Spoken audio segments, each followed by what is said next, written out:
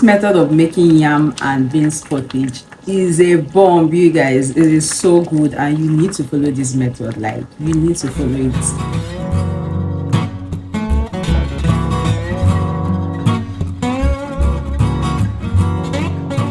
Hi everyone, welcome back to my channel. My name is Aramide and today we are going to be making yam and beans pottage. If you're new to this channel, please ensure to subscribe to this channel, and guys, don't forget to like, comment what you think about this recipe, and also don't forget to share. Let me introduce you guys to my ingredients. Here I have my picked beans. Any type of beans just works perfectly.